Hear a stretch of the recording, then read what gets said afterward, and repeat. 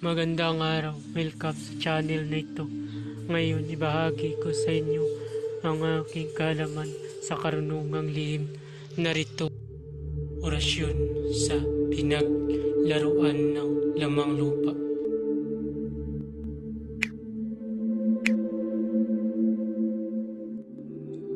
Pamilin, mahalin at pagkaingatan ang bawat ibinabahagi ko sa YouTube channel nito. Ang kapangyarihan na kapalong dito ay lubhang maiwagang. Gamitin lamang sa kabutihan at pagganap ng kalooban ng Diyos. Maginuwaran at laging sa puso't isip ang 7 layunin. Una, isabuhay ang 4 na gintong simulay makadiyos, makabayan at makatao, makakalikasan. Pangalawa, isagawa ang pag-ibig sa Diyos, pananampalataya at pag-asa sa pamamagitan ng tiyaga.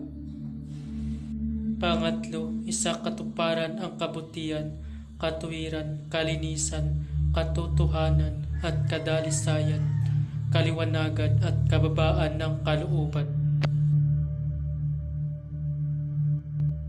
Pangapat, ipagpalaganap ang pagkakaisa, pagmamahalan, pagtulong sa kapwa, pagmimisyon, paglilinis ng sarili at pagbabago na paunlad.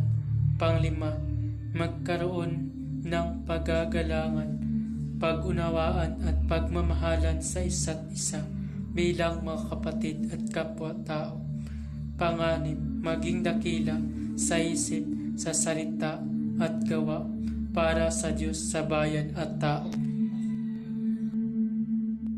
Pangpito, ipagpatibay ang kautusan ng Diyos, tumulong sa pagpapaunlad ng katawan ng bawat kasapi ng samahan at tumupad sa hadikain ng Diyos sa tao sa pamamagitan ng pagsunod sa mga layuning ito.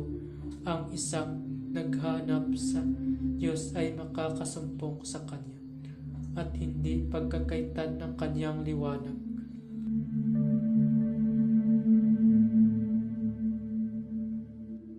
Pamamaraan ang paggamit ng orasyon ay kailangan magdasal muna ng 3 Ama Namin, 3 Aba Ginoong Maria, 3 Luwalhati at 3 sumasampalataya at isunod ito.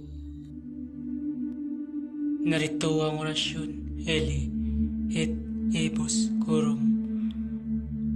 Eli et ebus corum. Usalin ang orasyon ng 3 beses at iihip sa tubig na ipainom sa pasyente. Maraming salamat. Babala, ang lahat ng orasyon na aking ibinabahagi ay lubhang makapangyarihan. Gamitin lamang sa kabutihan. Kung sino man ang gumamit sa masama ay mayroong bad karma. Maaari maghirap habang buhay hanggang kamatayan. Maraming salamat po.